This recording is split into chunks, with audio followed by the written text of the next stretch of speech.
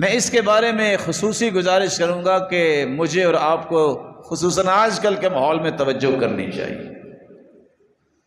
اذا اراد اللہ بعبد خیرا فتح علیہ باب العمل واغلق عنہ باب الجدل۔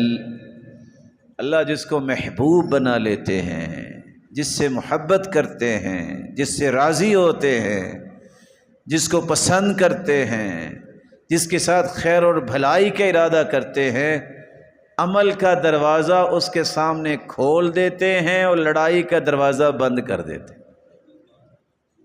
یہ لڑائی نہیں کرے گا، یہ کبھی قرآن پڑھتا نظر آئے گا، کبھی تہجد پڑھتا نظر آئے گا، کبھی پہلی صف میں نظر آئے گا، صدقہ کرتا نظر آئے گا، وقت پہ زکوٰۃ دیتا نظر آئے گا، مال ہے تو حج پہ جاتا نظر آئے گا، بڑے کا احترام کرتا نظر آئے گا، چھوٹوں پہ شفقت کرتا نظر آئے گا، رشتہ داروں سے اچھا برتاؤ کرتا نظر آئے گا، اپنے گھر کے ماحول کو دینی ماحول دیتا نظر آئے گا، اپنی اہلیہ کا خیال کرتا نظر آئے گا، اپنے بچوں کی اچھی پرورش کرتا نظر آئے گا۔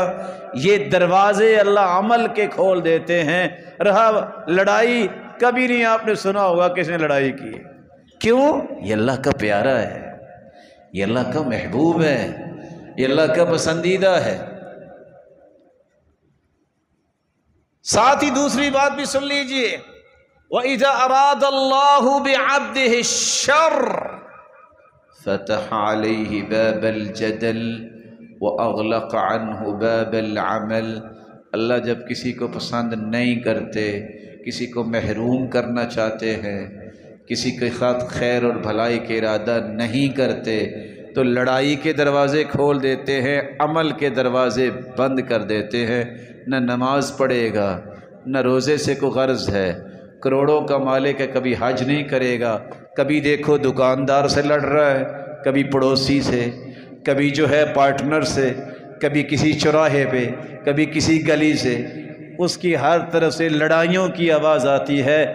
یہ بد نصیب، یہ بدبخت ایسا ہے کہ اللہ نے اس کے ساتھ خیر کا ارادہ کیا ہی نہیں۔